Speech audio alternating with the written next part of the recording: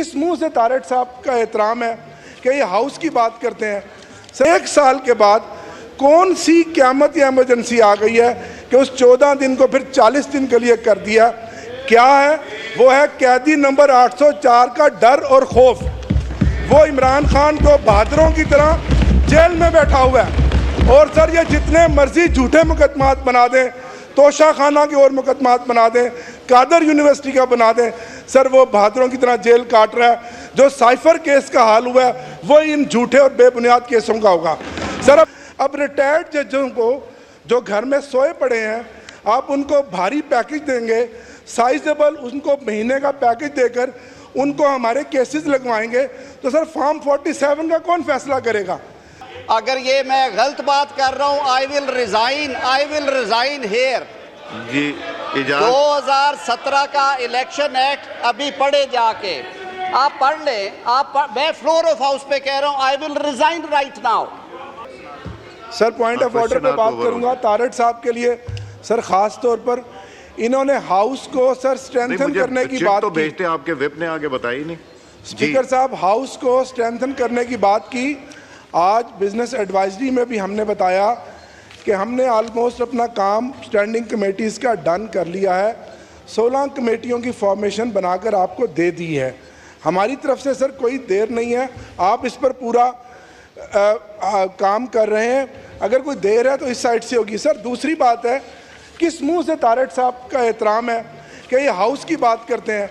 Sir अभी पिछले दिनों 2 ऑर्डिनेंस आए सर, एक नैब का ऑर्डिनेंस आया और दूसरा सर इलेक्टोरल रिफॉर्म्स पर ऑर्डिनेंस आया। सर नैब पे वो जो रिमांड है 40 दिन से बढ़ाकर दोबारा 14 दिन से बढ़ाकर 40 दिन कर दिया। सर जब इन्हीं बेंचों पे अपोजिशन में ये लोग बैठते थे, इतने लंबे लंबे आंसू बहाते थे कि ये जो 14 दिन है, 302 का कैदी जो है उसका भी 14 दिन है, ये 60 दिन बड़ा जुल्म है।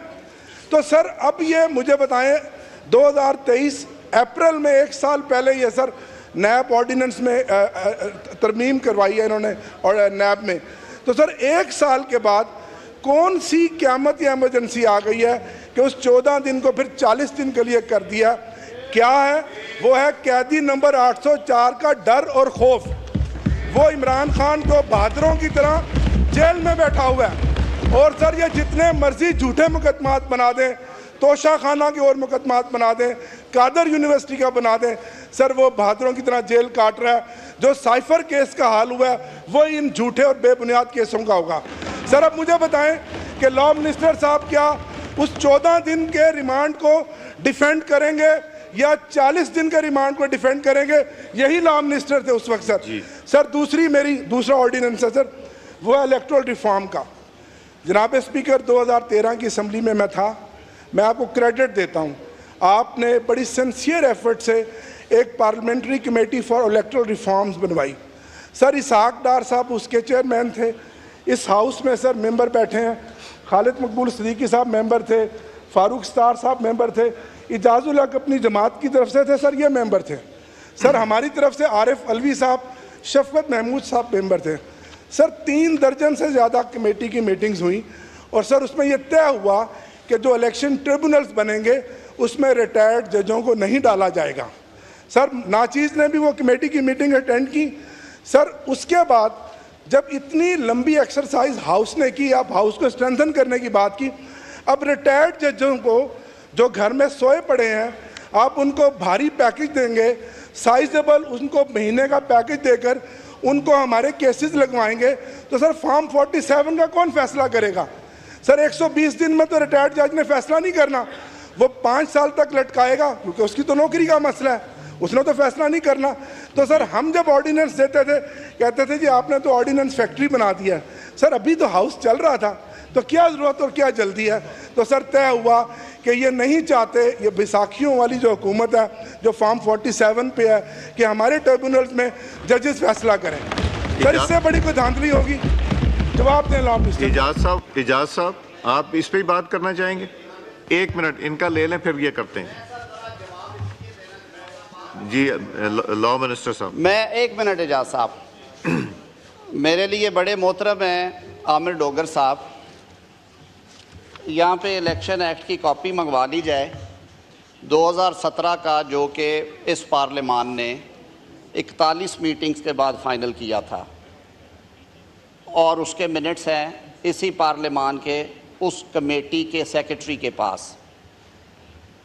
मैं फ्लोर ऑफ हाउस के ऊपर ये बात कर रहा हूँ कि 2017 के इलेक्शन एक्ट, जिस पे तमाम सियासी जमातें जिनकी एक सीट थी उनके अरकान का भी दस्तखत हैं, सेनेट के लोग भी थे, ये बात मैं फ्लोर ऑफ द हाउस पे कह रहा हूँ। उसमें अगर एक कॉमा फुल स्टॉप का फ़र्क हो, मैं ज़िम्मेदार हूँ।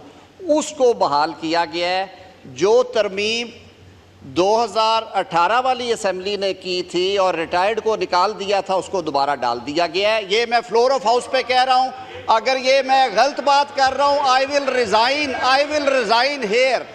जी, 2017 का इलेक्शन एक्ट अभी पढ़े जाके, आप पढ़ लें। मैं फ्लोर ऑफ हाउस पे कह रहा हूँ, I will resign right now. Floor of house पे ये बात कर रहा हूँ।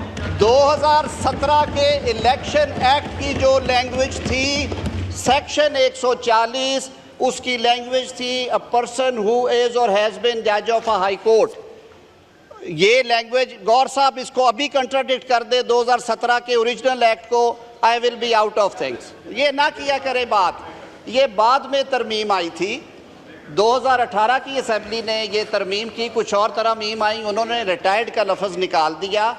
स्कीम ऑफ थिंग्स में ये है कि इलेक्शन पिटीशन डिसाइड होनी है 6 माह में।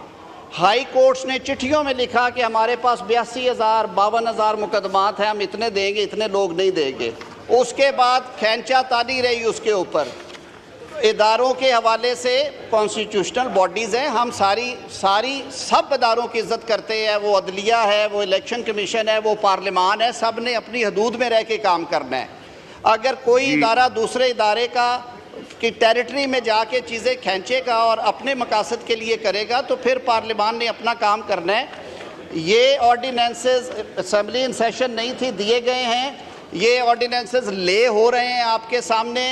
ये प्रॉपर्टी ऑफ पार्लियामेंट होंगे, आप उनको पास करें, आप उनमें तरमीम करें, आप उनको रिजेक्ट करें। ये आपकी स्टैंडिंग कमेटीज़ आपको रिकमेंडेशंस देंगी, वोट के ऊपर तय होगा, कोई रॉकेट साइंस नहीं है।